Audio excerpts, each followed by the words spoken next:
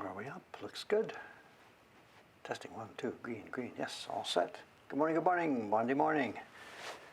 Monday morning. It's Seijinshiki here in Taitoku in Japan. Coming of age day.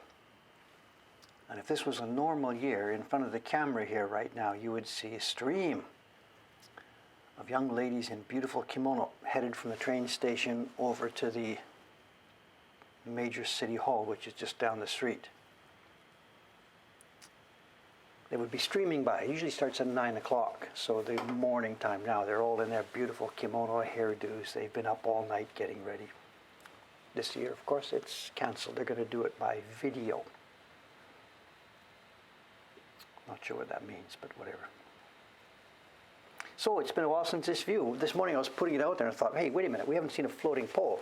Do we have a good floater this morning? Oh, look at this, ready for takeoff. Good floater. And one lone cone. My own cones are stored inside these days, Nate. My own cones. We normally see one of our cones and the cone that's across the street there lined up or not. My cone is right here in front of my bench, 2 of them. A good floater, a little bit leaning here. It's so cute.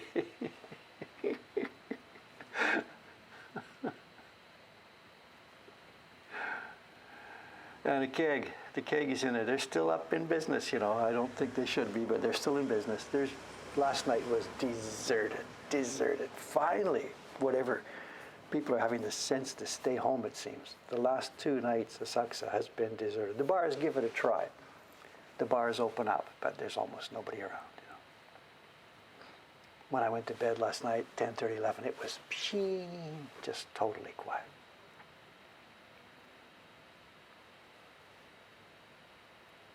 Do we clean underneath the lamp on cleaning day? Never thought about trying that. Maybe I have to give it a try one day. So.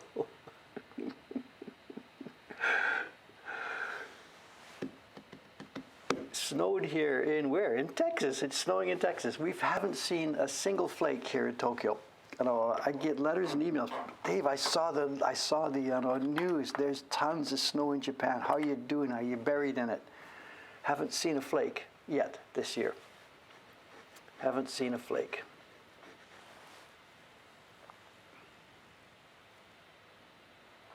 What do I predict the odds of remembering the cardboard collection? I have rigged it this week. I've rigged it.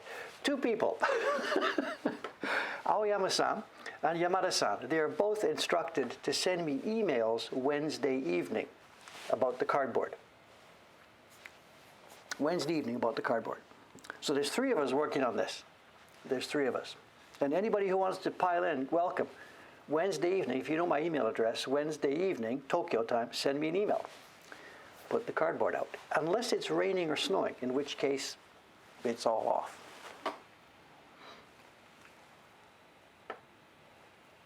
Yeah, Madrid, crazy. You know, I saw the news, crazy. Hokkaido here, the other side of the country. You know, Japan has this spine. The mountains come down the spine of Japan. And the west-north side, the side that looks towards Korea and Russia, gets the snow. This side, the Pacific side, usually doesn't get too much snow. We have clear skies and cold weather. Sometimes there's we get it, but in general, no. So far, so good. The last real heavy snowstorm in Tokyo would have been 5 or 6 years ago, and we got clobbered, as in 2 meters or so. And I was back in Ome, and my God, it happened on a Friday night. It was perfect. And we spent the weekend clearing, all of us, shoveling. But I haven't seen that in a couple of years. Where are we? Well, we're down at this, no.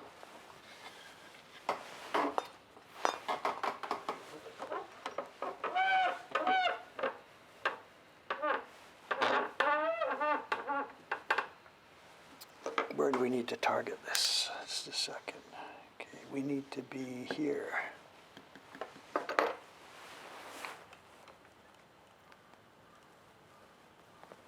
Sorry about fooling around here. Oops, too far. Let's find our spot. Okay, somewhere on there. Looking good, looking good.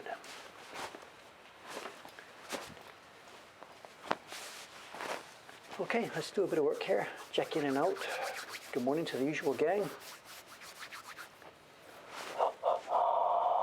I should have done the thing, I should have taken the block upstairs, put it in my phone, but I didn't have the foresight to do that. So. Oh, okay, I have notes, I have comments. I have comments. I need some testing. I know yesterday I spent the whole day in front of this screen here. I was programming. I rebuilt the code for the Mokuhankan collection. I rebuilt all the search facility for the Mokuhankan collection. So I'd like if some of you, while you're watching this boring little stream here with nothing much going on, get a monitor, get an extra browser monitor there, and check out the search facility and the new browse by genre facility at the collection page, please.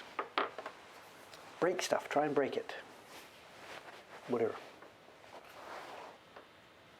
Do we need a link?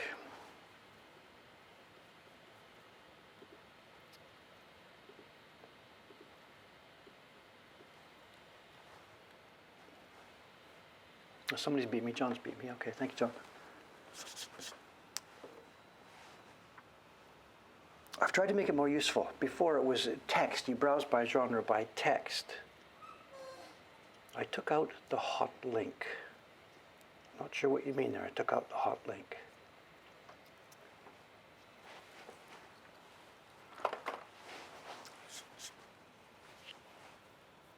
If you want to browse by everything, the link that was there before, it said there's a quick browse mode. That's now incorporated into it. If you go to the search box at the bottom of every page, do browse by genre, and you'll see in there a selection for everything to browse the entire collection.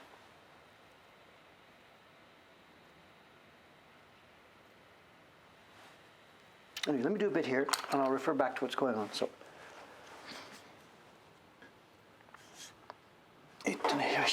okay, settle down. Let's do some work here.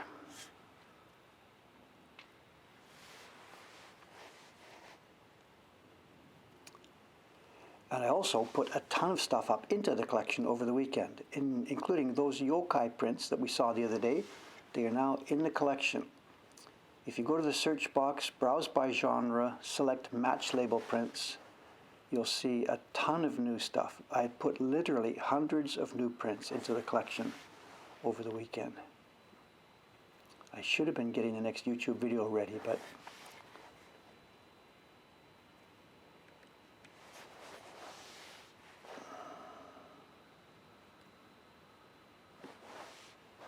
I didn't.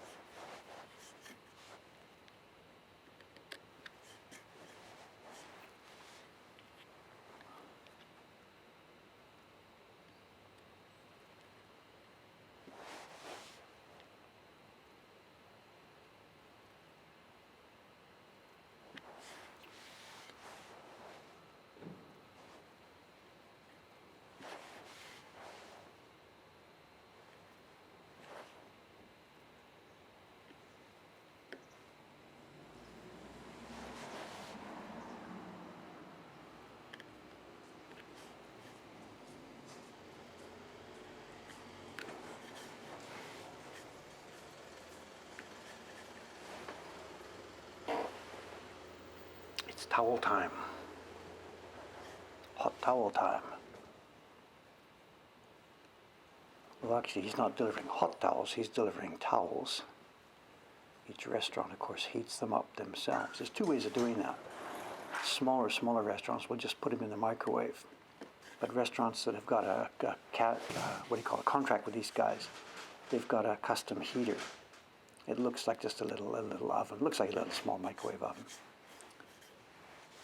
in their kitchen or serving area. So this company rents two things. They rent the oven for heating them and the towels themselves. Of course, they come and pick up the towels for washing.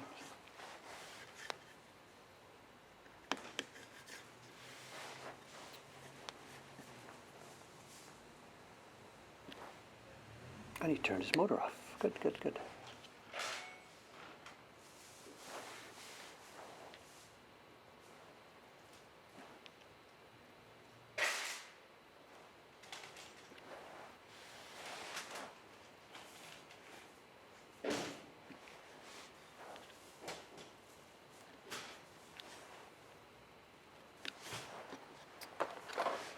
Check in here, see what's happening.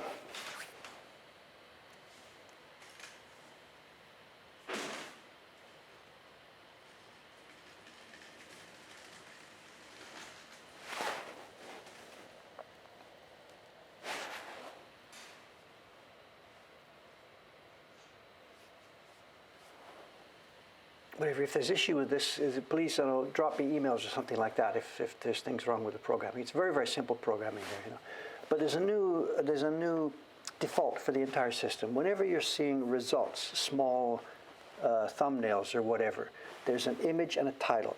They behave differently. When there's more than one, if you click the image, you just see the image and you scroll right with your keyboard, arrows on your keyboard or clicking.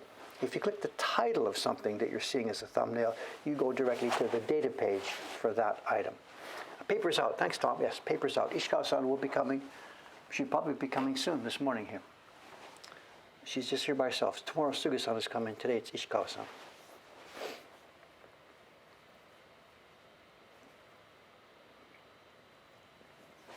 The camera is about, how high is it? Whatever, 1.5 feet high, Western terms. So,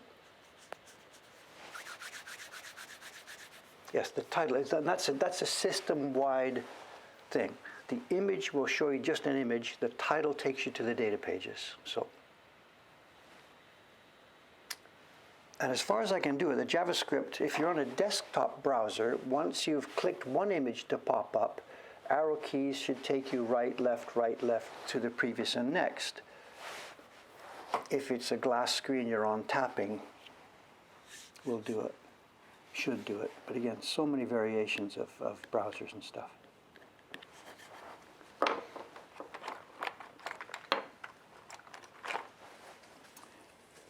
And also all the images in the system, is much higher resolution behind them than what you see when you first look at it. So if you've got a device that will allow you to spread with your fingers, images will become much larger. If you're on a desktop with a mouse and you don't have a spreadable screen, then sometimes, and again it's system dependent, when you roll the button on your mouse, it will enlarge and shrink. But I can't guarantee that for every system.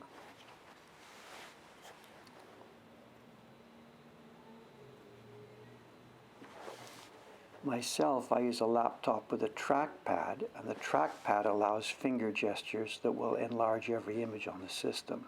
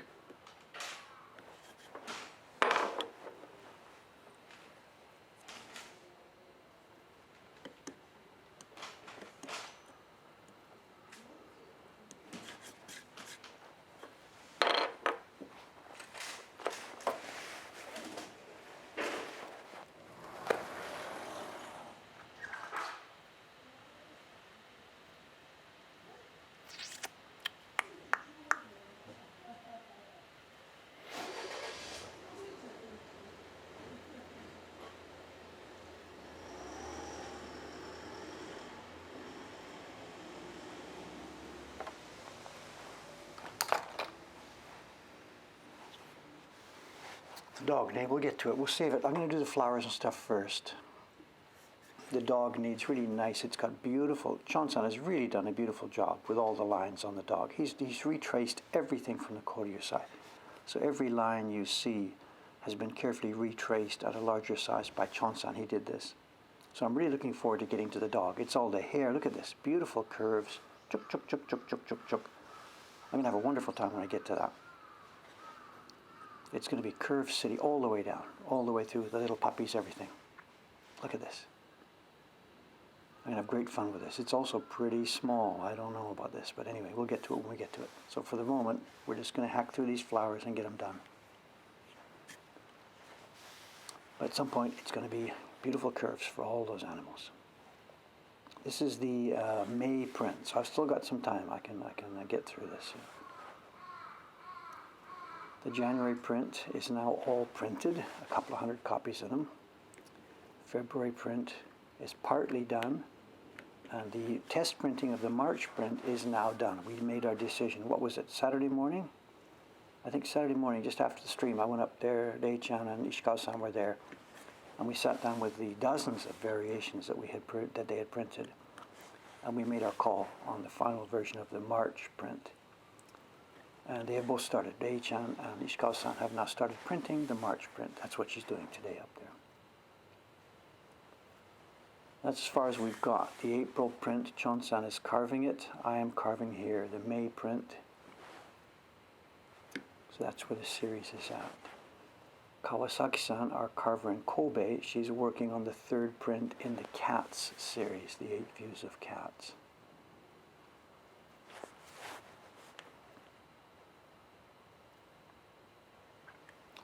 Different printers through the company, they're working on other back numbers. Kawai-san at the moment, he's working at home over in Chiba. He's at the moment doing one of the portraits prints. Tsushima-san out in Ome, she's doing one of the portraits prints, the print number 23. That's the one with all the Pokemon characters in the iPhone. What's Chiharu-san doing? Over in Nagano Prefecture, Chiharu-san's working at home. She's doing another batch of the beautiful Koitsu print, the Tago no Ura, Tago Bay, Fuji from Tago Bay, one of our best sellers. Kubota-san has just finished the first print in this year's series. He's now working on the second one. Yamamoto-san, what's he doing? He's doing, he's doing another Koitsu reproduction. Another Koitsu edition from Doihanga Blocks. Who am I forgetting? Asuga-san. She's doing another portraits print. The portrait series has been really, really well. Together with the New Year starting a new series, there's an interesting thing happened. Because we're not doing Jed Henry prints this year, because we're doing a reproduction series, it's been plus minus. Some people like this. Oh my God, good, you're doing some nice ukiyo. I don't like those heroes. Let's have this. So they've signed up for this.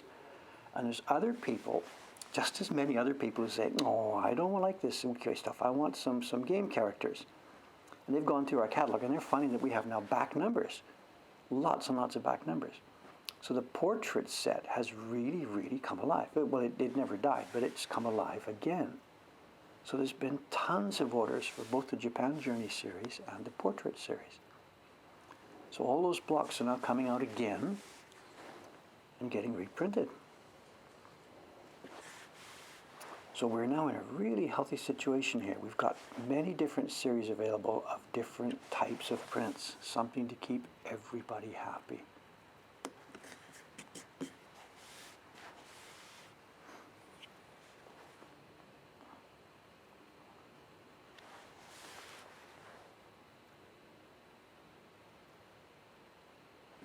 And Cameron sits there in the middle of all of this stuff.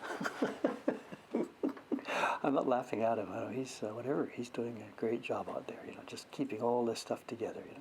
It's Monday morning now, so he'll be coming in for the first time for 3 days. Coming to his computer. And he's got 3 days of backlogged stuff to work with. Friday afternoon, Saturday, Sunday. And I'm expecting a call from him this morning because he may now be giving me a heads up that we have to shut down the website for this year's series. Because I don't know the count, I'll find out from him later on this morning. But it looks like now we're getting close to our 200 limit.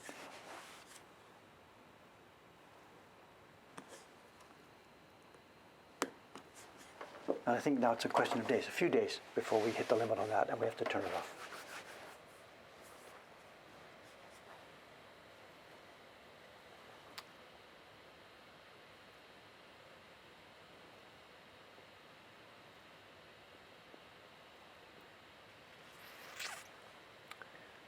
Lots of conversation I'm missing. I have been really good at this. I go through at lunchtime, try and get through it all. I go through at lunchtime, try and read everything.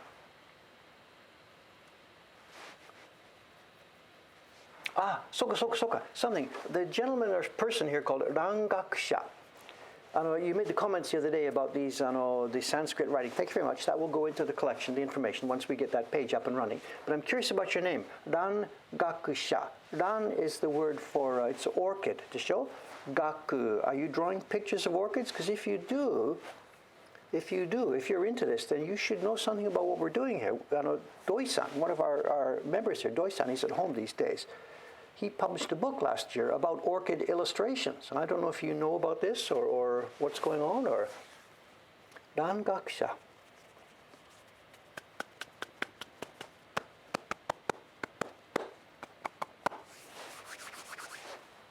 So many conversations all happening at the same time. So. Soka, nothing to do with Ran as in orchids. Can't be helped. Okay, no problem. Rangaku, okay. Rangaku, something study. Okay, gotcha. No problem.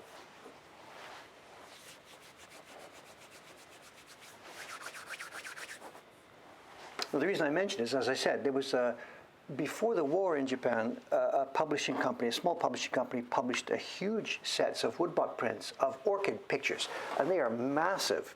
And they are astonishing images. And one of our associates, Doi-san, he worked with American researcher Steve Kirby, who has a set of the prints. And they published a book about the series, and they had an exhibition at Kew Gardens last year. And the book has been doing very well. In fact, it's award-winning, that kind of stuff. So I thought maybe as if you're a Rangaksha, you would be into this. So.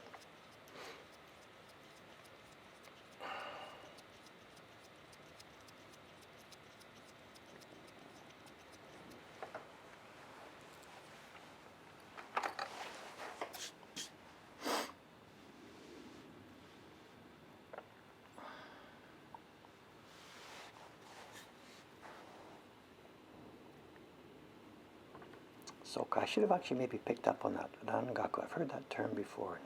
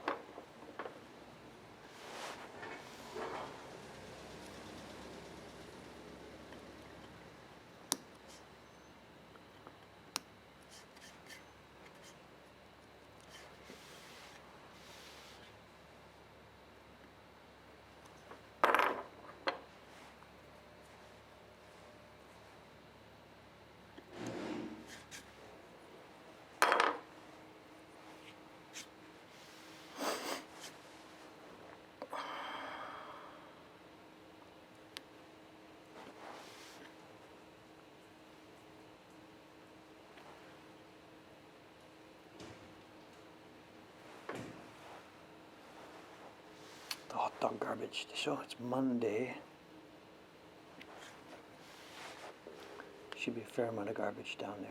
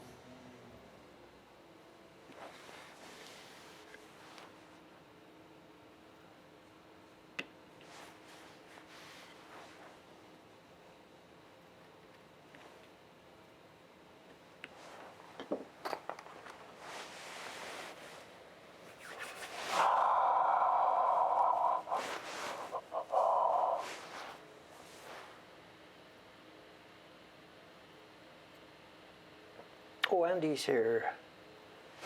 Andy. Oh, you're out of the hotel. Soka.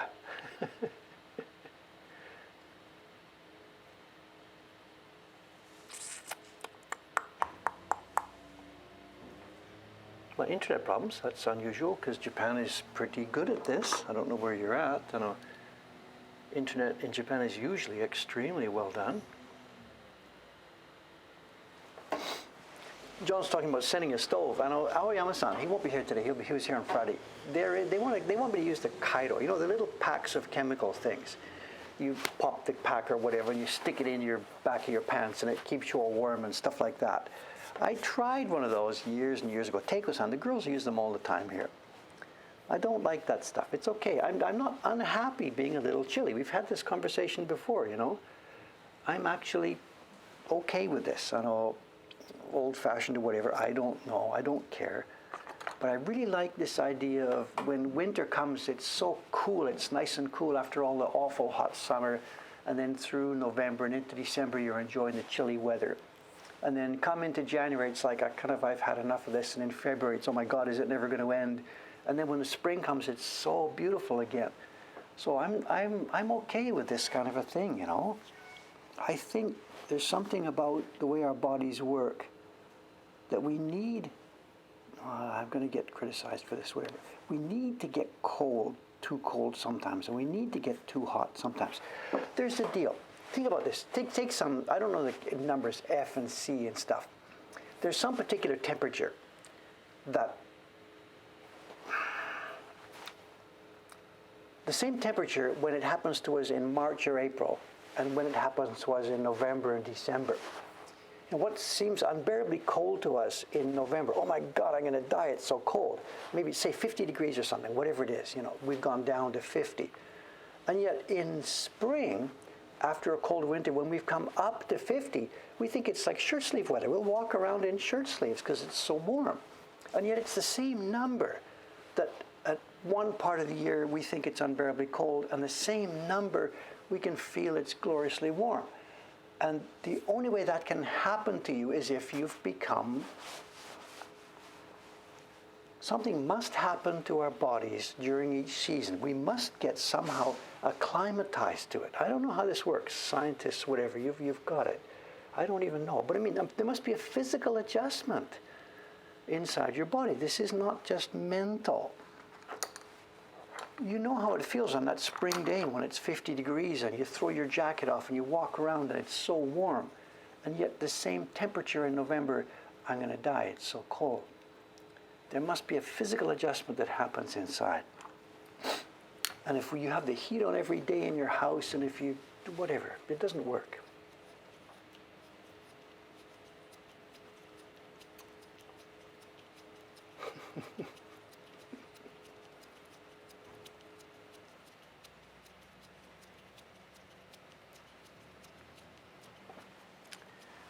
How hard is it to get high quality wood? Blah, blah. Well, we go through this again and again and again. I know every now and then we read in the newspaper about people who are trying to make artificial wood.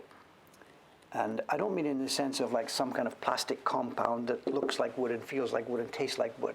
I mean people who are there in a lab, they're trying to like grow cells and stuff in a laboratory environment to grow wood in the lab. And I am sort of waiting for these guys to really get it together, because what I would, in a lab, you could, to my mind, you could do the perfect wood.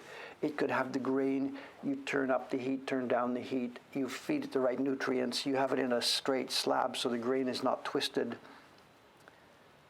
I mean, Frankenstein wood, I would kind of think, I would like to have wood that was grown in a lab that had the true characteristics of the perfect wood that we want, and yet it would be straight and clean, and it would be consistent within each piece.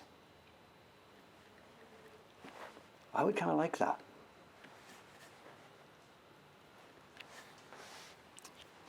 But do I want a piece of plastic? No, it's just whatever. I guess these days we're having the same argument and same discussion about meat. There's meat from dead animals, and there's meat from, people growing stuff in a lab. And there's lots and lots of different interesting arguments to be had, both sides and all around this stuff, and up and down. But I think scientifically, physically, there should be no reason why we shouldn't be able to do this stuff. If wood as a natural product has lots of characteristics that we like, but it also has some minuses, then if we can devise a way to grow it ourselves in such a way that it doesn't have the minuses, then I'm okay with that.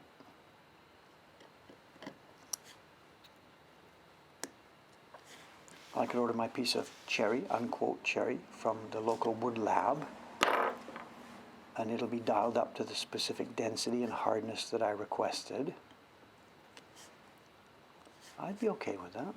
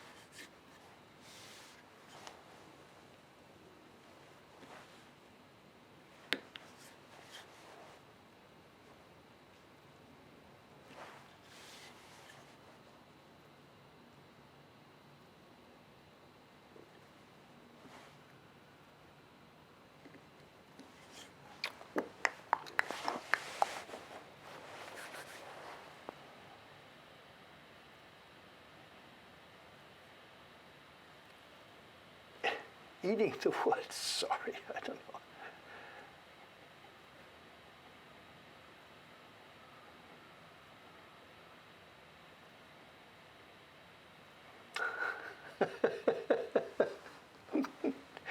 The only comment I can make about eating the wood is that we do read about this, that wood engravers in the European tradition who are working on boxwood, we're using cherry here in Japan, but the European wood engravers for the most part use boxwood, and apparently that is actually poisonous. And that there's cases of wood engravers who are just sort of idly nibbling on the little stuff that they picked up off their wood getting ill. So apparently, I mean, don't quote me on this, but apparently if you Google it, boxwood is actually poisonous. So cherry wood, I don't eat my wood chips, no. I know, just I don't do that, but whatever. So.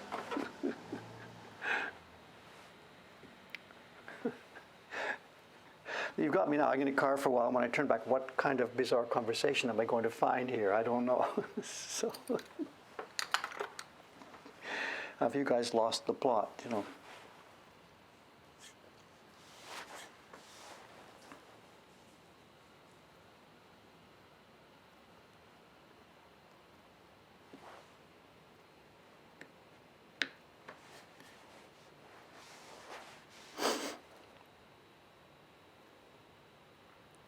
It's also to find your conversation about eating this stuff. At the moment, actually, I have a bad taste in my mouth, actually, you know. I mean, literally, physically, I have a bad taste in my mouth.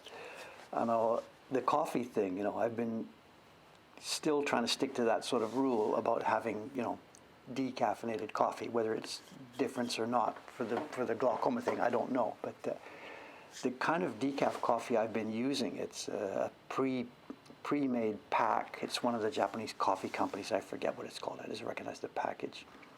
But it has been really bland. So last night when I was in the Don Quixote store doing a bit of grocery shopping, this is the closest grocery store to me is the Don Quixote store last night. And I was in there last night. They're open 24 hours, so it's okay. And I noticed on the shelf of coffees, I'm looking for something else that's going to be interesting, you know. And they had, what did they call it? Honey Hug Latte. This is all in katakana characters. Honey Hug Latte. I should have brought the cup down to show you. It's in the garbage upstairs. So I got a couple of those last night. They were pre-packed, pre-made coffees. You just heat it up and drink it. So I had one this morning in lieu of breakfast. And I could not get to the bottom of it. It was, like I said, there's still a taste on the back of my tongue. And as soon as our chat is finished here today, I am going to go get a cup of something really rich and really nice. But whatever. It was Rainier. I think it was an American company's coffee, Mount Rainier. And it was the Honey Hug Latte. And it's one of the most god-awful things I've ever put in my mouth in 70 years. Serves me right.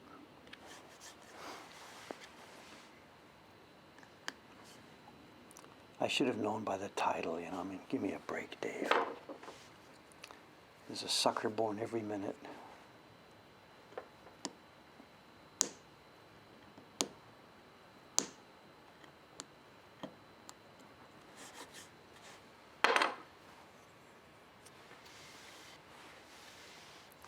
There's another reason, too, why it was in the Don Quixote store. You know, the Don Quixote store is not a normal store. When you go in the food section there, it's all stuff that has clearly been rejected by a supermarket. Like the bananas are dark and the cucumbers are bent and all this stuff. They're a junk dealer, not a junk dealer, a discount store. They're supposed to be a discount store.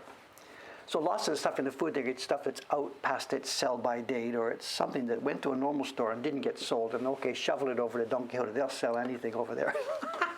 And they did. There's suckers in there will buy anything. So I got it there. So buying from whatever, your junk place, you know, the supermarket, instead of throwing it away, the dealer comes in from another shop, he takes it out, offers them nothing for it. So I should have known what I was getting into. Honey Hug Latte. Whatever, I just thought it looked interesting.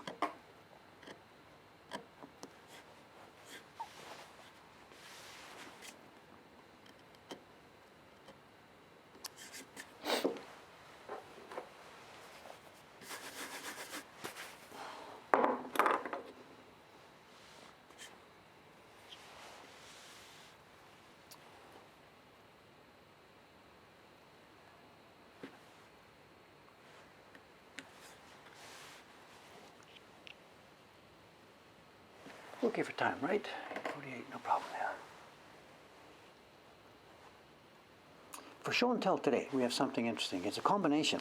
It's something we've actually seen before. There's one object that I showed you before when it came in here after an auction. This would be maybe 6 months ago or so. And then when I went back to Ome a couple of weeks ago to do various things, I brought back some things from the collection there. And it turned out, and I had completely forgotten this myself, it turned out that I had in the Ome collection a related item to that thing that I picked up here a few months ago. So we're going to look at both of them side by side today. It's a set of prints that you've actually sort of already seen before once on this show and tell. But I'm also going to compare it with the set of prints that I've had in the collection for many, many, many years and had forgotten about.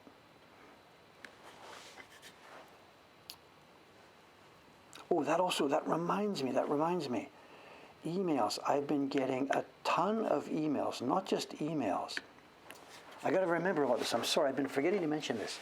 Every now and then I talk about on the stream about on the collection, I'd like to have a way to compare prints, to compare one print with another print and a third print and a fourth print and stuff like this. And there's some people out there, I don't recognize the handle names. Maybe you're here today right now, or maybe you're going to see this later this afternoon or tomorrow. There's two people in specific have sent me, they've written some scripts and prepared JavaScript and took some images and prepared a package and sent it to me saying, Dave, here's some great ways to compare this. And there's two people in specific have made, really nice presentations to me, and they've prepared custom scripts about how to do this.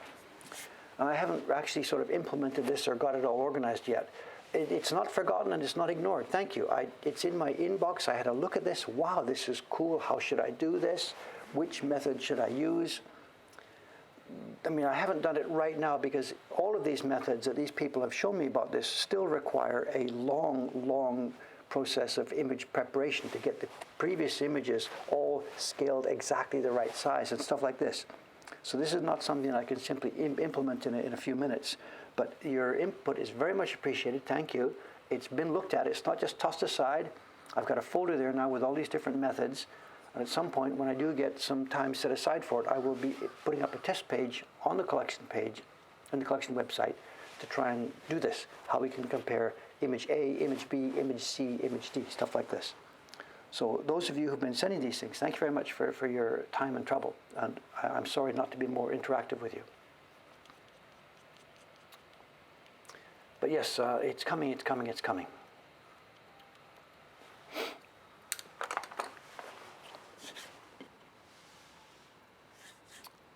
It's image preparation time, of course. That's a huge factor here. Because when comparing those, the A and the B, it really makes the most sense and has the most value when the images have been scaled and adjusted to the same, to the same size, shape. And when they're not, that's when it gets difficult. And the woodblock prints, even though two of the prints may be the same design, that's the same Hiroshige design, when they're prepared by two different companies, the XY scaling will be different, the overall shape will be different. It's really not a trivial matter to overlay them.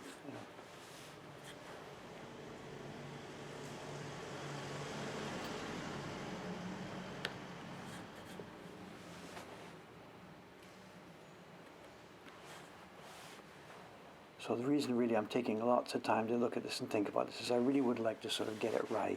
And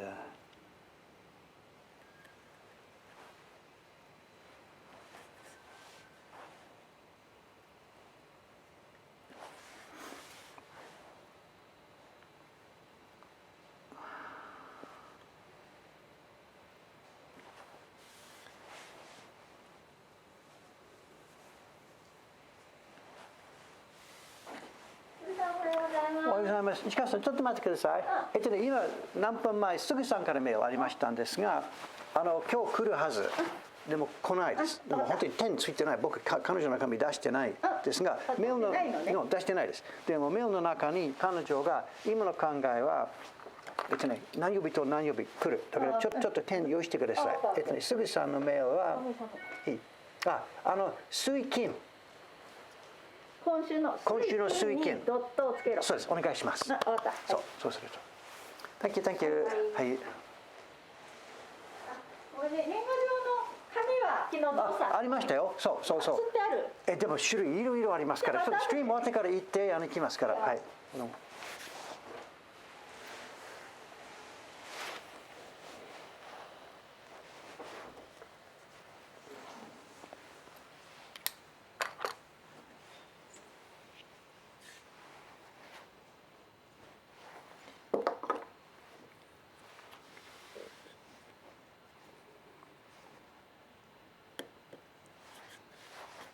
Did you see how bundled up she was? Or I don't know, maybe she never got on camera there. She came from the other direction today. She was bundled up. It's chilly out there. It's chilly out there. It's not chilly. It's cold out there.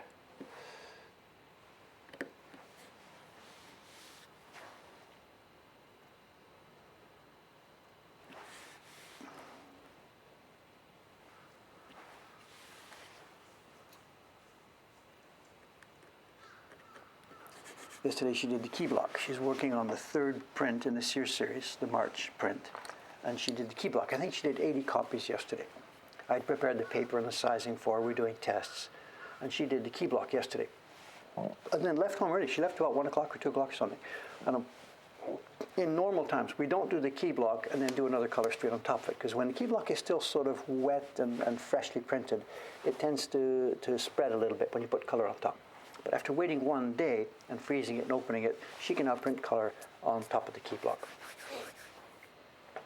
Tarang KC is saying more New Year's being printed. Yes, we're not even a third of the way through. We're going to need about 800 of these things. So your block is going to get used and used and used and used and used. And she wants to get started on another batch. And that's what she'll do. She's printing her subscription print. She will print the New Year's cards in mix with those.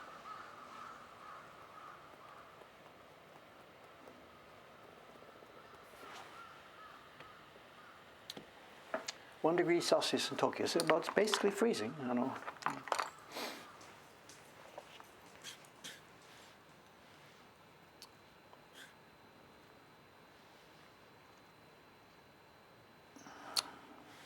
don't know where. It doesn't matter. Just jump around here and here and here on this flower. So.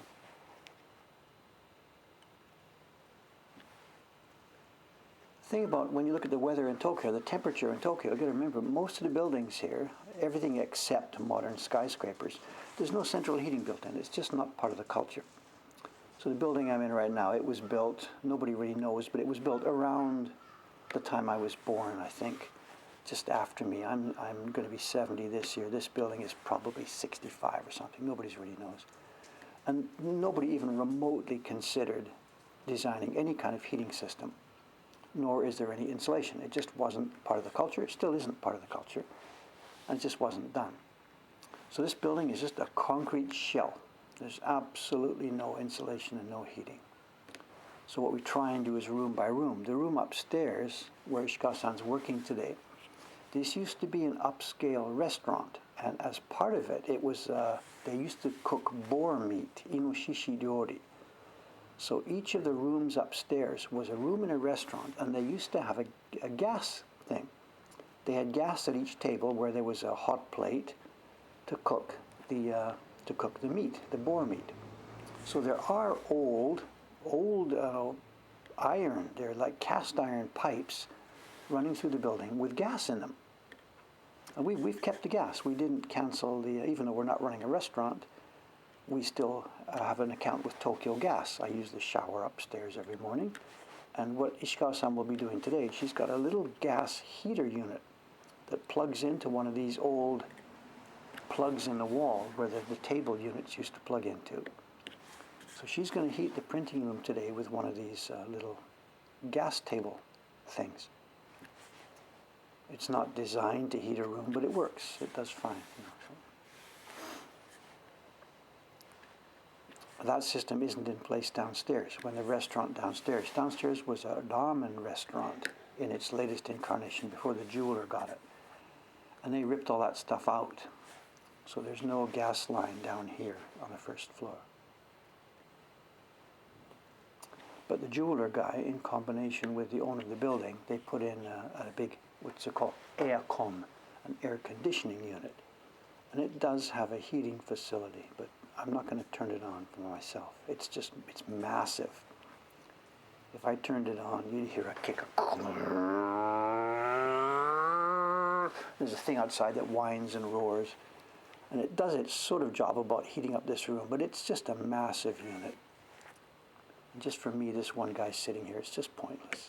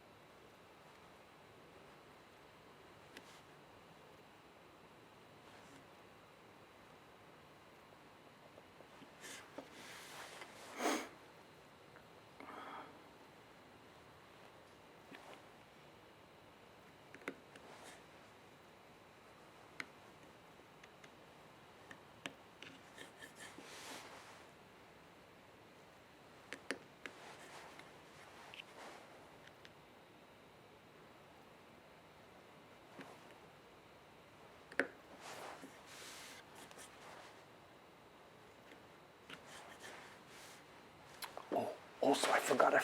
There's a picture I got to show you. What time is it? It's nearly 9 o'clock. Taran-kun would like to know if it's okay to post about it. Taran-kun can post about anything he actually likes, anything at all. Of course. Post about it. Oh, you mean the New Year card? Oh, you mean the design because people haven't seen it yet? Yeah, I guess so. But does Taran-san, do you have a good copy of it yet? Probably didn't even think about sending you one. I sent one to Asuka Sensei. I didn't think about you. If you want an image, write to me after the stream. I'll get an image to you, and you can post with a nice image of a nicely printed copy. Don't post your own roughly printed ones. So. Anyway, what was I saying? Oh yeah, I've got a photograph I want to show you. It's going to take me a minute to find it. Just 1 second here. A photograph I want to show you. It's in a folder on my desktop here called New York Chicken.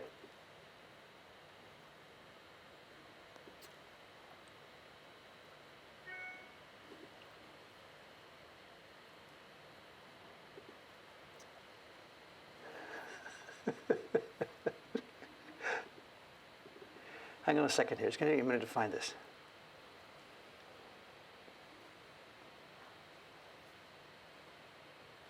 Just a sec. I should have prepared this before the stream. Sorry.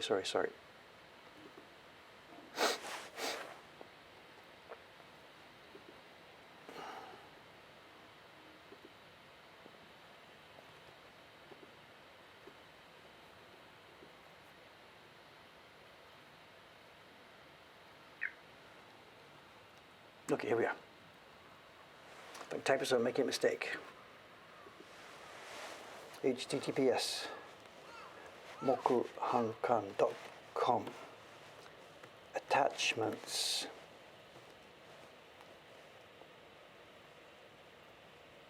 .jpg.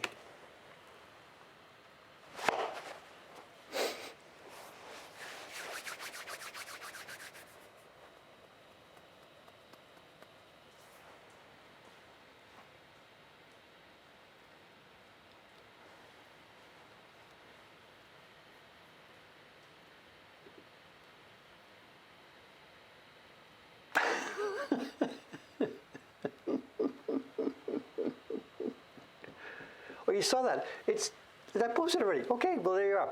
Sorry about that. Sorry about that. The reason I remembered it now is because she was here again yesterday. She did a full day here. She did from noon. Okay, I'm sorry about that. Actually, I did. I took pictures of the sandwiches too. Okay. Yesterday she was here all day long. I took a bunch of pictures. They're in my phone here. There's no way I'm going to try and get out of the phone and onto the stream here. So I took some pictures. I don't remember what I've showed you.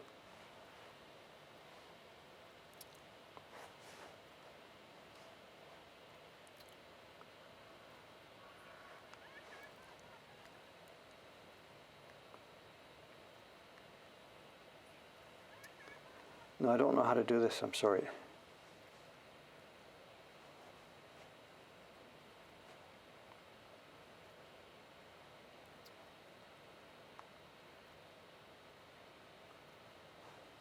No, I don't know how to do it. Whatever. I'll get the pictures out of here. I'll post a couple of them. Sorry about that.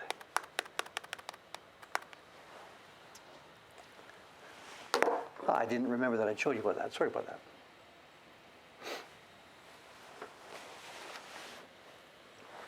It's my phone. Yeah, sorry about that. This is my phone. I know, of course, Japan has, smartphones, iPhones and stuff. I don't want one. I don't want one. This is what I use, and the only people who know the phone number are the staff, and they're under instructions not to phone me unless they really, really, really cannot do their work without some instruction or something. So this thing doesn't ring. It never rings. When's the last time it rang? Oh, the landlady phoned. The landlady phoned a couple of days ago. Incoming phone calls. The landlady phoned, Aoyama-san phoned, Ome phoned a week ago. So this is Dave's communication to the outside world.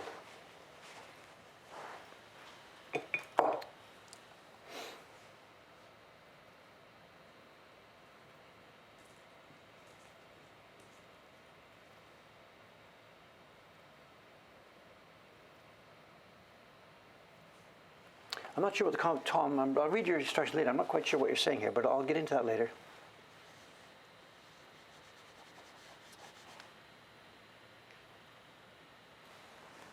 Soka, soka.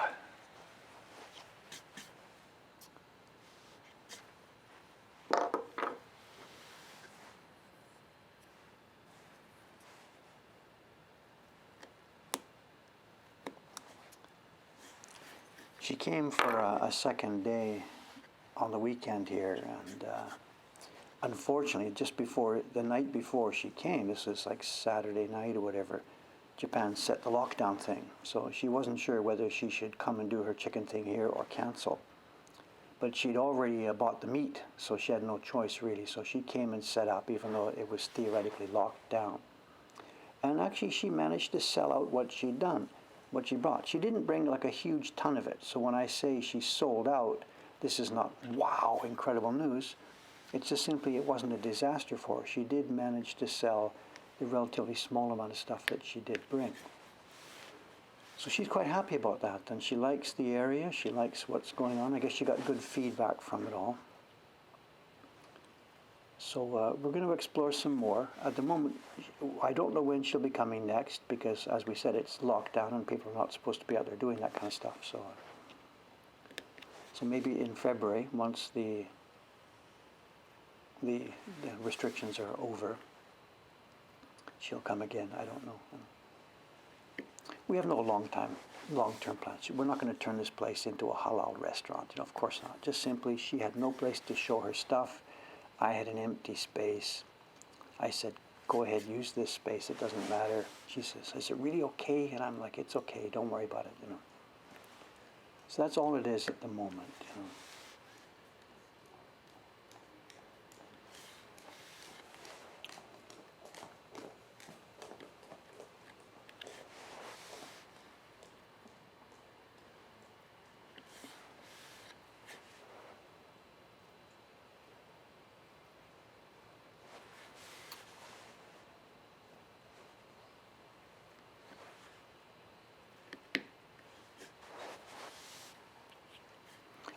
Soka took it.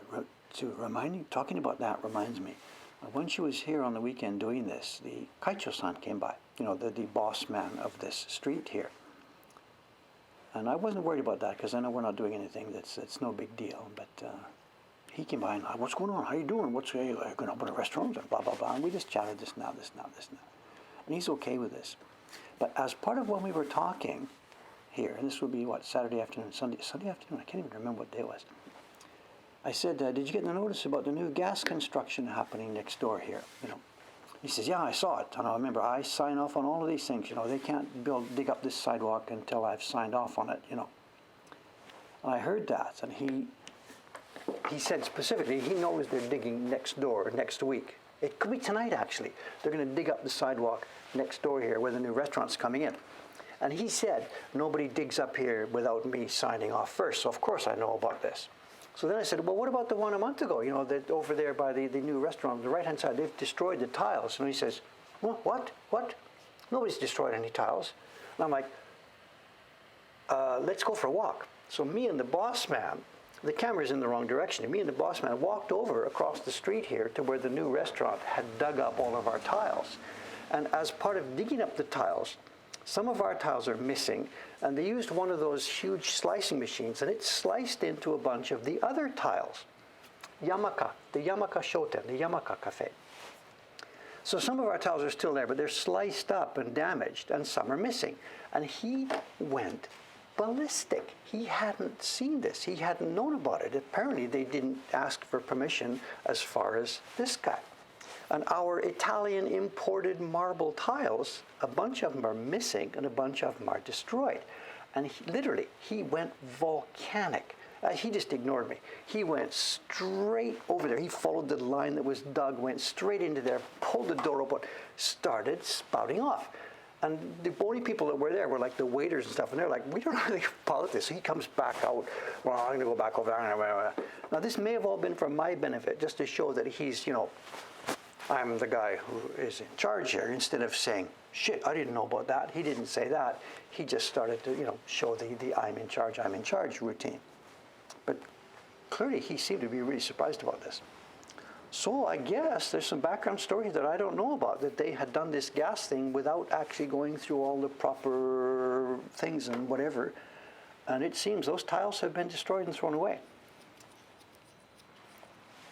I don't know, I'll let you know what happens. The one next door seems to have gone through proper channels. He did know about it. He put his hunko on the paper, and he mentioned yesterday, no, they're going to be picking them up, keeping the tiles away, doing the gas thing, filling it with asphalt. They don't put the tiles back the same day.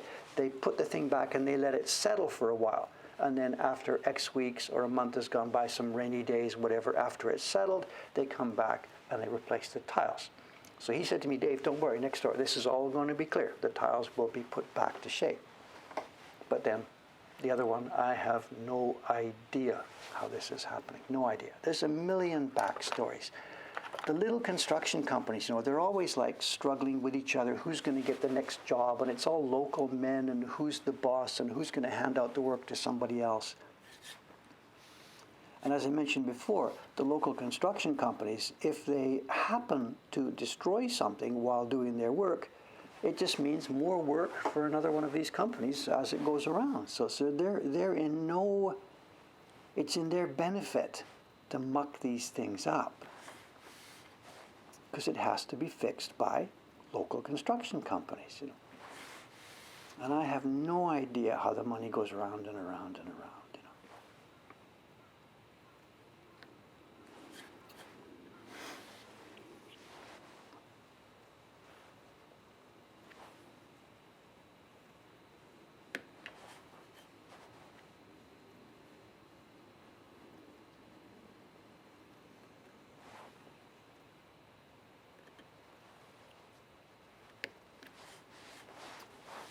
I don't know how much of that was for my benefit the other day or not. I don't know what he really knew and what he didn't know and what he was supposed to have done and didn't do. I don't know anything about that. But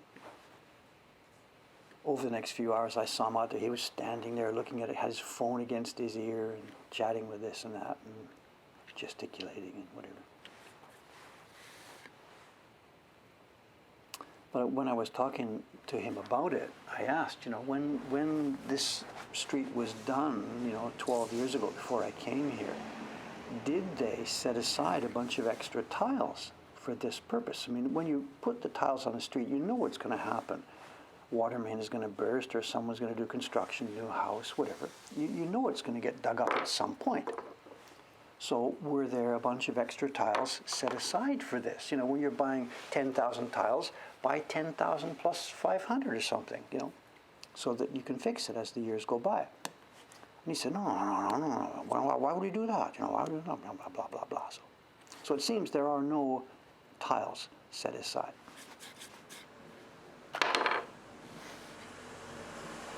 So it's going to end up being patched and patched and patched.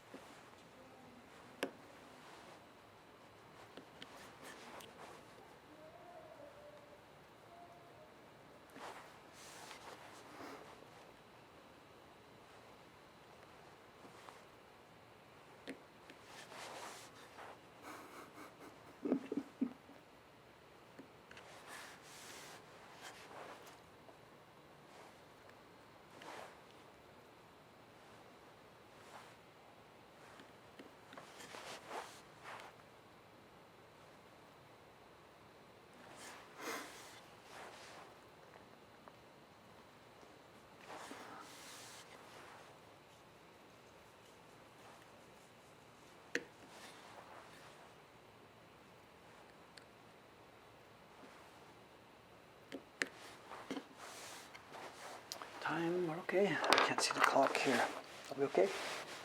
A few more minutes.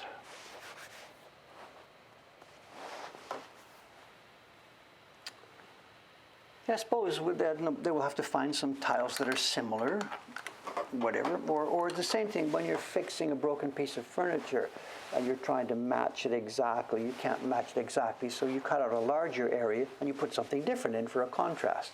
So just one area of your street has a different pattern or something, and you get a patch on your jeans. It's obviously a patch. You don't try and hide the thing.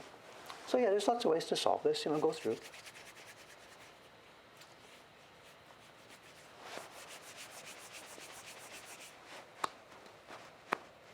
So, like John says, it's not a patch. And in fact, when we see that from the upstairs camera the other day, we saw this, that stripe going across the street, and it looked like a shadow. You could do something with it, of course. Those tiles are okay. I know there's two kinds of tiles that are involved here in this story. When we saw that from the camera the other day upstairs, the small little tiles, the ones that pave the area where the cars go, that's a generic kind of a paving tile. They're all over everywhere. They're all over town. What are not generic tiles are the ones that are on our sidewalk area. And they did the whole thing. They did the imported Italian marble kind of thing.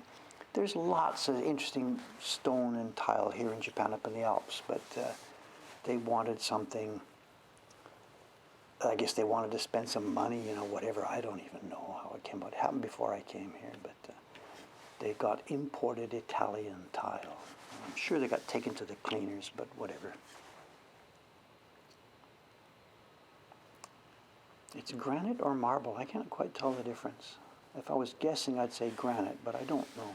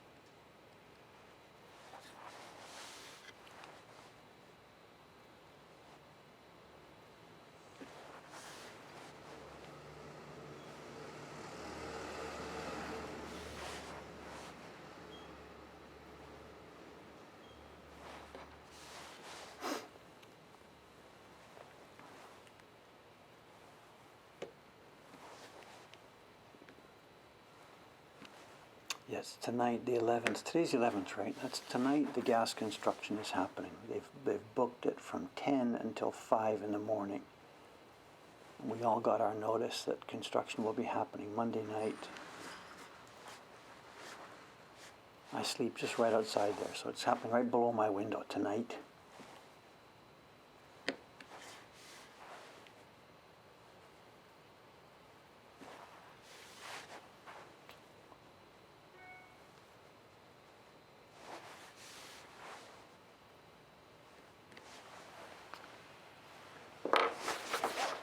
Okay. So we move on. Next step. 9:15. What's it like living in Tokyo? Is it expensive? Not specifically. If you try and live like a super foreign executive in Tokyo, yeah, you can pay a ton of money. If you try and live like a normal Tokyo person, it's normal. Lots of poor people in Tokyo.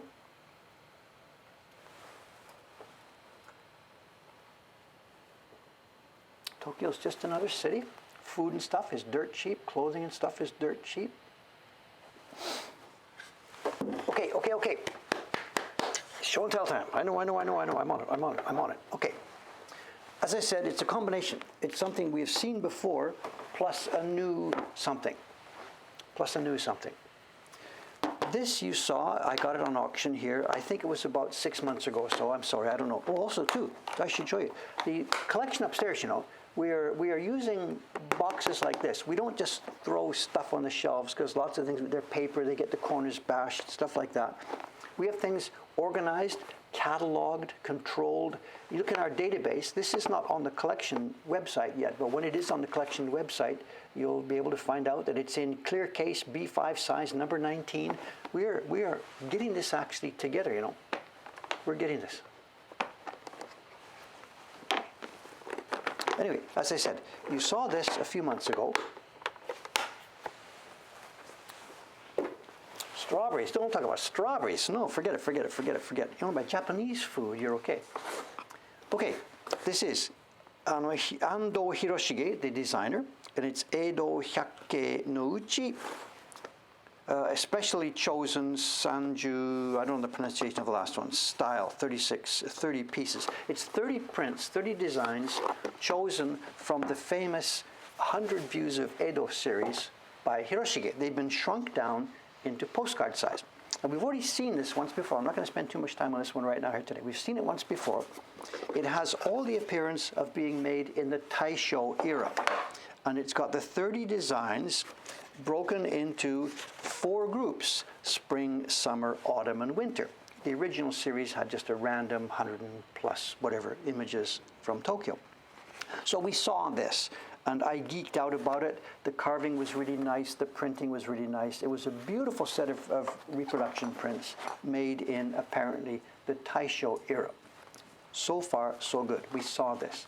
I went back to Ome last week, as I said, and I'm digging through the collection there, some stuff to bring back to Asakusa to show you. And what I found on my shelf there was this, Meisho Edo Hyakke by Ando Hiroshige. And this is the Edo Meisho series, the 100 prints. And this is not a box of prints, this is a book, a bound, zoom out a little bit more.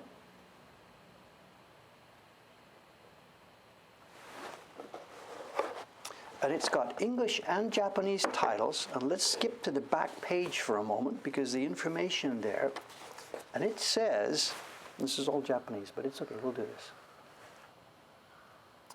The date is Showa 34, 34th years of the Showa era. Now I was already alive there. I was 8, so this is 1959. This thing was published. And it says it's published by the Tokyo Tourist Bureau and it's published by the Tokyo Mokuhanga Koge Kumiai, of which I am actually a member. This is the Craftsmen's Guild, the Craftsmen's Association here in Tokyo. So this book, and what it turns out to be, this book, is it's the same set of prints. made from exactly the same blocks, but printed, instead of in the Taisho era, printed in 1959. And they are identical. I've got them under the microscope, and every little dab of carving and every little drop of carving is exactly the same. So this is a 1959 reprint from those old blocks. And normally I would say, no question about it, Taisho much better as it moves along post-war. They're no good, they're no good, they're no good. These guys did an okay job. Now, I don't know these men. I said I'm a member of this group, but the men who were doing the printing in 1959 are not the same men that I met when I came here in 1989, of course. Some of them may be alive. There's no names on this. But this is the same group that I became a member of in 1989 when I came here. And it's quite unusual. The pre-war have vivid, chopped overdone colors, and the post-war versions have actually a nice color balance here. Let's try and get a bit more room on the screen here for this. You have to push the shift key. Give me.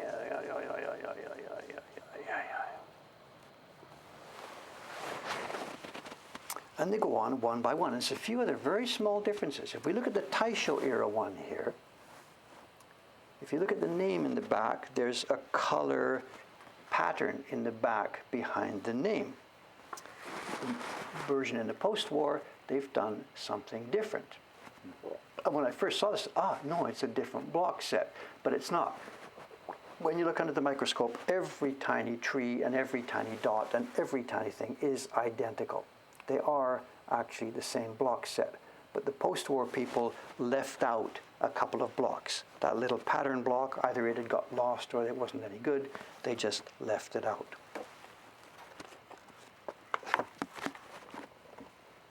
This one, other way around. The Taisho era one is a higher quality.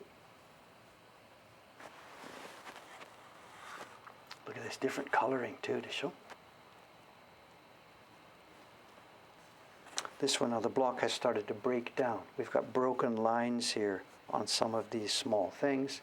The Taisho era still has clean, sharp lines. On this one, they both did it. The pattern is there, the pattern is there. But there's no clear difference. I can't say one set is wonderful, the other set is no good. There are prints back and forth, many things that I like about what these guys did that these guys didn't do. There's no clear winner here. Which one is better?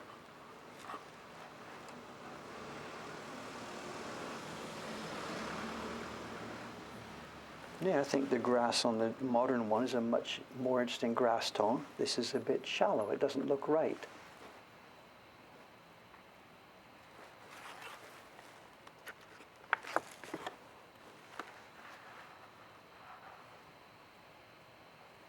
Too heavy, too dense, just too much pressure.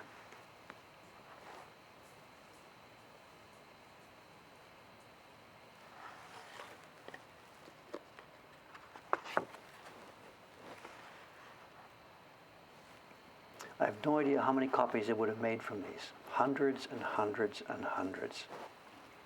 It also makes me think that the block set is probably still around somewhere and still taken care of.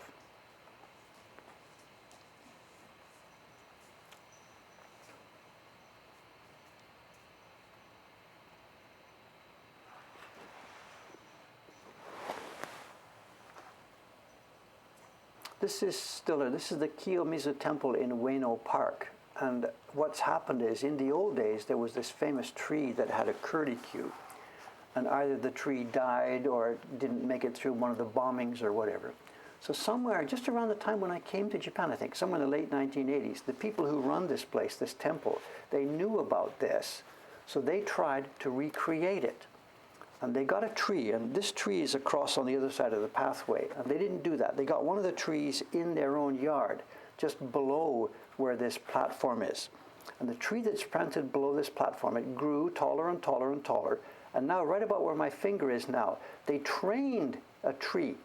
They took a branch and bent it a bit more, and bent it a bit more. And now, 40 years after they started that project, there is now again in Ueno Park, just in front of the platform here at Kiyomizu Temple, there is a tree that looks just like this. The branch goes up and around and it curves down. So it's like a giant bonsai wire job, and they've done it in real size. It's not as big as the one you see here. This looks like it's bigger than people. The curve that they have now is about, I don't know, maybe 1 meter, somewhere around there. And as I said, it's not across the street, it's in their own yard. But there is now again, just as there was in Hiroshige's time, there is a curled pine tree in front of the Kiyomizu Temple in Ueno Park. And they've got it set up. They've got a photograph panel beside it to show Hiroshige's print and stuff like that. So, and when you're in the tourist business, you do what you can to get people to come again. This is in Ueno Park. It's the temple called Kiyomizu. The real Kiyomizu temple is down in Kyoto. It's a temple with this huge stand in front of it. The real one is in Kyoto. This one is a temple, well, I don't know, it dates back hundreds of years. It's got the same name, and maybe it's a sister temple to the Kyoto one. I don't know anything about the Buddhist end of it. But this is in Ueno Park, 15 minutes walk from where I am here. The Shinobazu Ike, the Shinobazu Pond is still there. The Kiyomizu temple is there. And now there is also a curved pine tree, also in place there. There should be pictures of it. If you just Google it, it's a famous picture taking place. If you Google Ueno Park, Shinobazu Pond, Pine Tree, Hiroshige, whatever, you can find pictures of it, I'm sure. Yeah, there is Tokyo Temple Kiyomizu Kannondo Ueno. That's it. So,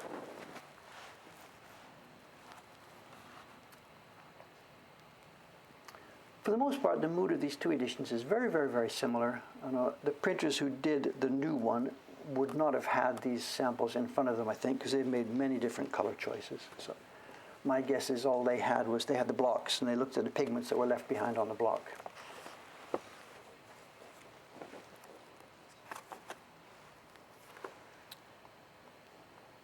But also, too, the blocks are in very, very good condition, no matter how tiny these things are. These blocks have really been nicely taken care of. Nicely taken care of.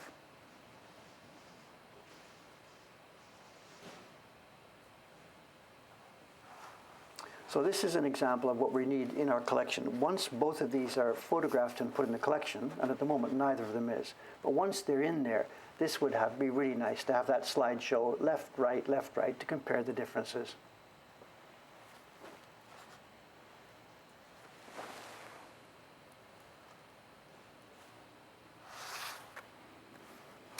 Is that the Paddington? It's there. It's just in a different color. This is purple and blue. This is purple and dark blue. It is there.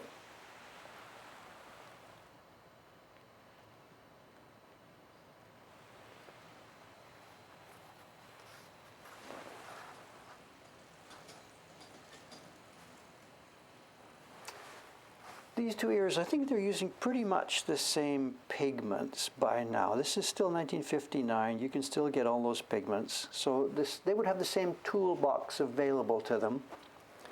Why there's differences? Either simply it was left up to each printer, or whoever was organizing the project gave them a different original copy to work from. I don't know. Quite possible when they made it in Taisho, there were different color variations done, and one of those was taken and given to these guys. Or maybe these guys have gone back to a different set of Hiroshige originals to compare. I don't know the backstory here. I don't know.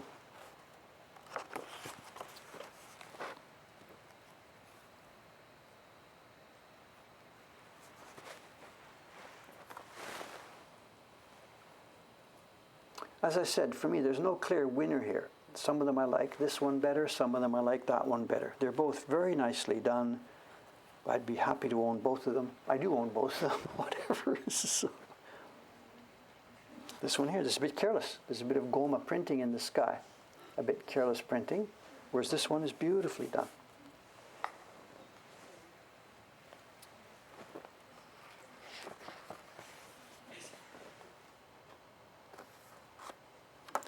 And so somewhat blue, they've used a real bunch of different blues here. Some of these are done with basically indigo. Some of these are done with what we sort of call BI, beauty blue, which is a chemical color. That's indigo at the bottom here. This top could even have a bit of shimbashi inside it. That's a blue that was introduced about the Taisho period. the greens too. This is absolute Kusa Iro. It's an old yellow with a bit of blue mixed in. This is a much lighter green.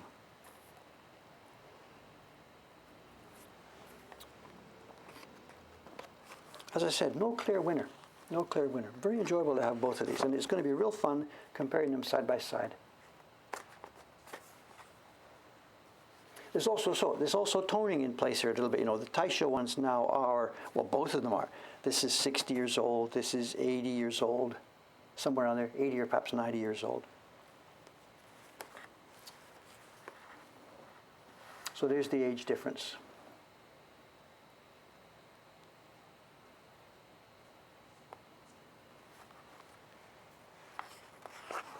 And they put them in seasonal order, so we're going to be getting to snow scenes any minute now here. In fact, I better boogie along and get to the snow scenes. Too intense, you know, just too intense.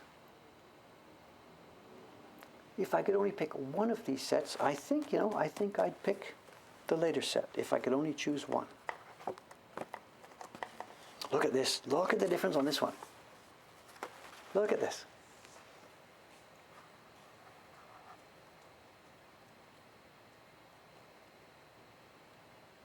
This is what do you call it? An executive decision. The publisher has made the executive decision here. You know. Which picture do I like better? I like the mist effect much more. But then here we go. It's dark and gloomy and rainy.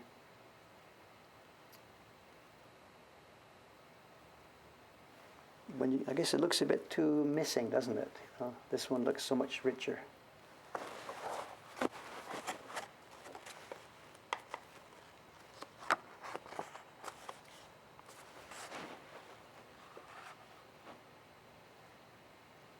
Yeah, I think overall, if I had to choose just one set, it would be the newer book. It's against what you would normally expect, because you hear me all the time spouting off about the Taisho printers were wonderful, and after the war it all came apart, and blah, blah, blah, blah, blah. But I'm speaking generally, but specifically, I think if I could only choose one, I would take the newer set.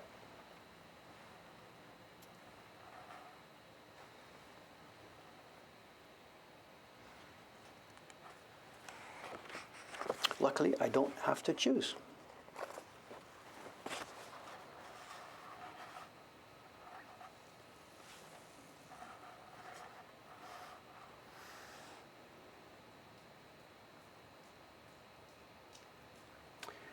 Do I think anyone who printed the newer set is still alive? Well, he would have had to be pretty much of a young apprentice at the time, 1959 to show. That's 60 years ago, so I don't know. I sure wouldn't bet on that, you know. I wouldn't bet on that. 1959 to show. We're talking 61 years ago.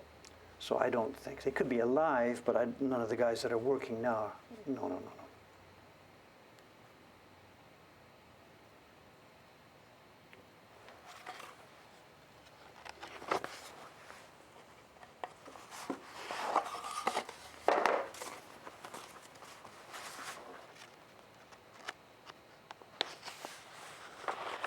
This is Kamedo, just across the river from me here. These are all real places, you know. This is a scenery of Tokyo, and many places. This still exists exactly. The bridge is there. I guess it's been rebuilt. I don't know. For me, you know, this one wins absolutely. This is too dense. It's been printed too dark, too heavy. If you had to, can we get a close up? And this one, absolutely, the older one wins for me. Technically.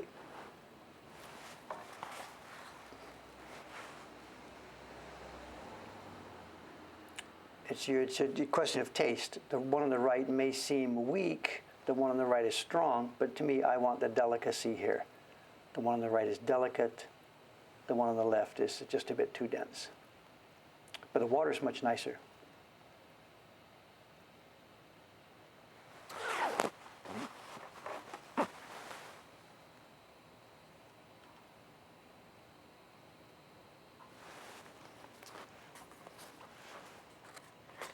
But it's funny, you know, when I got to Ome and saw this thing and I realized it's the same set, because I hadn't realized. When I bought this set a few months ago, I hadn't remembered. Oh, here we are. There's another executive decision, different. they've copied different original versions here. Absolutely.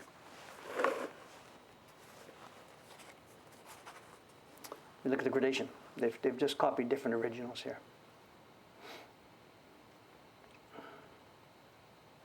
For me, this is not my taste at all, but whatever, it was a thing. Even in Hiroshige's time, they were doing this. So this is authentic. It certainly isn't to my taste, but whatever. But it is a thing. So I don't know, are they trying to make a shadow under the bridge? I really don't know. Your guess is as good as mine. I don't think it makes it, but whatever.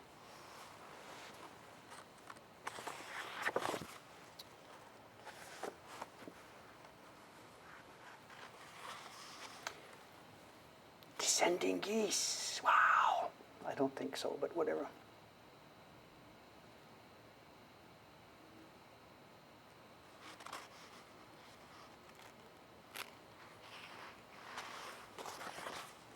This is a funny one. I've always thought about this. What is Hiroshige doing? When you've got a set of 100 prints, actually, I think there's 116, 119 prints in the set. It's called the 100 Views of Edo. But people kept buying them, so they kept making them. And at the end, it was at the end of Hiroshige's life, and I think Hiroshige too took over and did some of them. And they're not all home runs, you know. Some of them are phoned in, and whatever. I think this one is phoned in, you know. Dog with a bit of old watermelon and a funky rainbow in the sky. You know, this is not great art, but whatever. It's a set of 100. There are some spectacular prints in the set. Again, no big deal. This is Eitaibashi, famous place. This was the bridge in Tokyo that was the lowest bridge on the Sumida River, and beyond that bridge, the ocean-going ships. These are ocean-going ships, and they could not get past the Eitaibashi, the Eitai Bridge. So this was a famous place. At the outside of this bridge, the ocean-going ships would stop. Their goods would be transferred to small boats, which could then take them up the river into Edo itself. So this was a barrier for those ships. This is famous, one of the earliest examples of shadows in ukiyo-e prints. Hiroshige did this, Kuniyoshi did this. This is a famous theater district. It's Shibusawa, I forget the pronunciation. There's 3 of the main theaters all in a row here.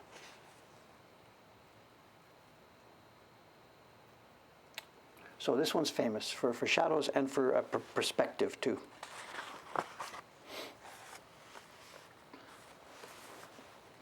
I think one more, then we're at the winter. Snow scenes coming up. Stand by for snow scenes. This is fun for me, you know, the fireworks. I know we have the fireworks thing now on a normal non-corona year. And the Tokyo fireworks, it's a massive explosion of thousands and thousands and thousands of fireworks going over above the Ryogoku Bridge. But when you think about the old days, maybe they had 1 or 2 or 3 or 4, and that would be the fireworks exhibit. You know, these things were difficult and expensive. And everybody would gather together, and then up it goes, there it goes, there it goes, and bang, and wow, it's the highlight of your year to see this thing explode in the sky, you know.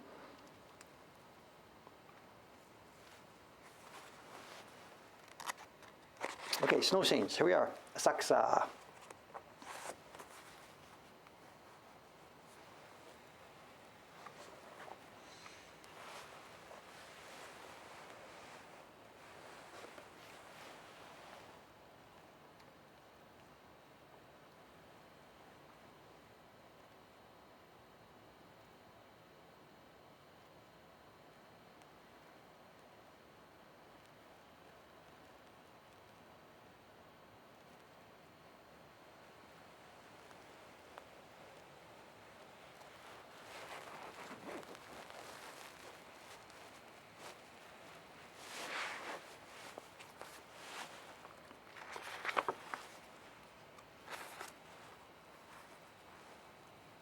This is a printer's nightmare, this one. It's a printer's nightmare. In the real size version, the large one, this river goes into the background, and there's gradations in the real original one around all the sides of this river. It's a nightmare. Gradation 1, 2, 3, 4, 5, 6, 7, whatever. In this smaller version, they've simplified it. I guess there's 1 gradation, 2, and 3. But the real version of this print, if you get this given as a printer, this comes onto your desk, you're thinking, oh my God, thank you very much, but oh my God.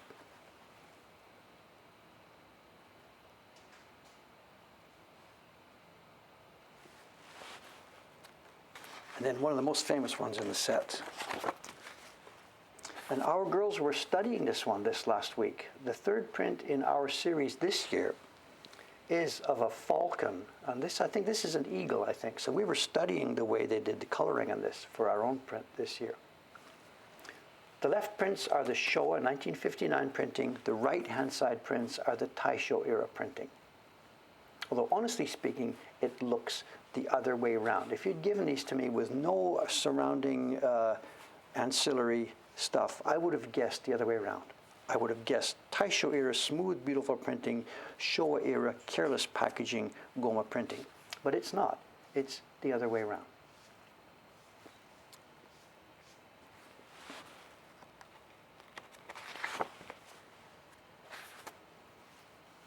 Another famous image. And again, I prefer this one. They've got it right. The grays and blues. This one, it's just too much in your face. Absolutely. These guys did a really, really, really tasteful, beautiful job. All from the same blocks. Yes, I've looked. I haven't studied all 30. I took 2 or 3 of them, put them under the microscope, and they are absolutely from the same blocks. You can see places where the knife has clipped something or touched something. This is the same block set. Absolutely the same block set.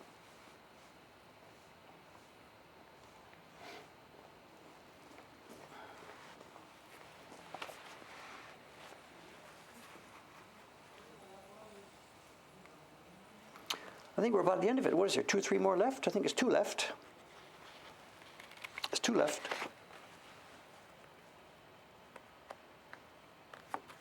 This is funny. This one's famous too. This is another one of the images that I think Hiroshige basically phoned in. It's I forget the name of the place here in Tokyo. It's long gone now. I know. But there's outside stalls selling food, and we can see the flag from one of these food stalls. And it says Yama Kujira, mountain whale. And I think if I get it right, this is, I believe it's boar meat, inoshishi ryori, mountain, and a wild boar. Don't quote me, you have to look it up, it's a thing, but I think off the cuff, Dave, trying to remember this, it's boar meat. Why it would get a nickname of Yama Kujira, mountain whale, because of its size, I guess? I don't know. I don't know.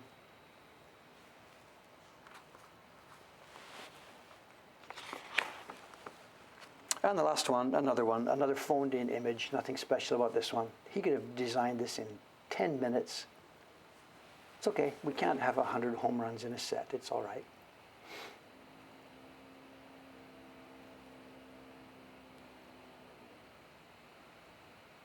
And there we have it. So okay, there's a nice thing. At some point, I will now send this to Watanabe-san, our young lady. She comes and shoots things. I will give her these 2 sets on her list of things for photography.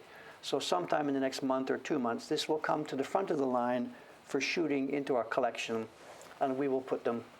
Please go back to the eagle one. What's the story on the eagle one? What's wrong?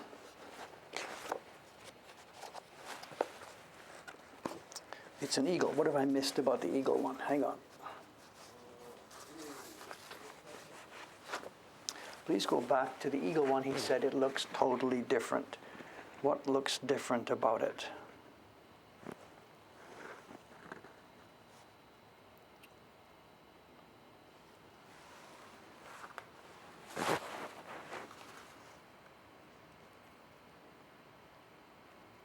It's the same blocks. We have the snow in exactly the same size. There's a shape. This one's a little bit twisted. This is twisted. That's a tiny one. That's a tiny one. It's the same blocks.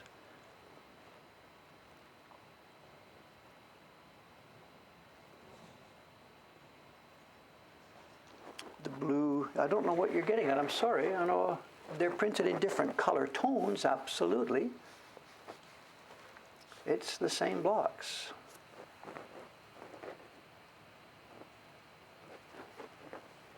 you're saying the neck looks shorter. Is it perspective here? Let me get it ready.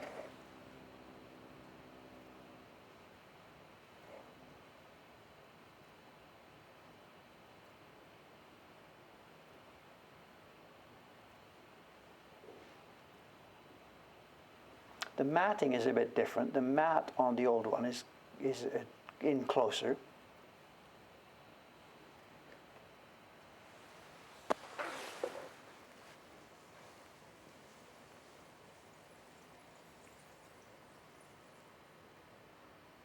No, nothing to report. I'm sorry. They are the same. Sorry about that. Whatever.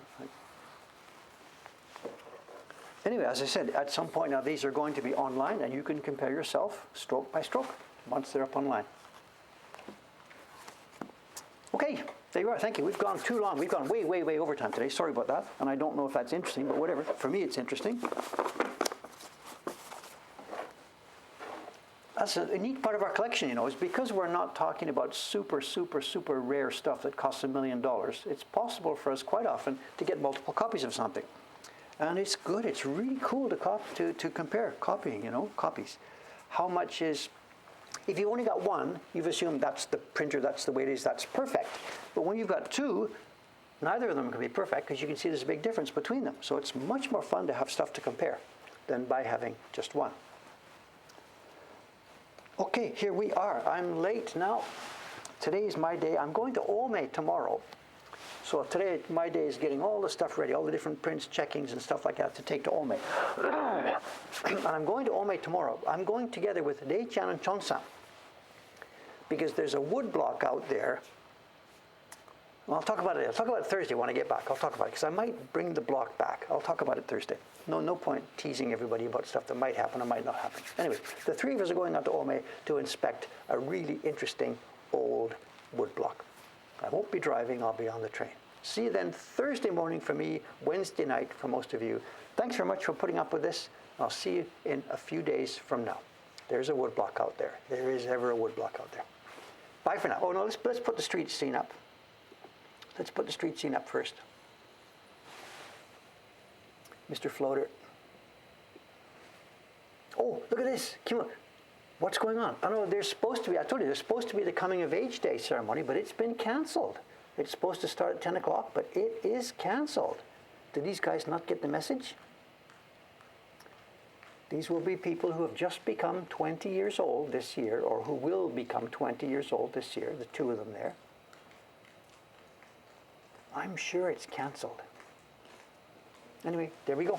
I'm signing off. 3, 2, 1. Thanks very much. See you next time.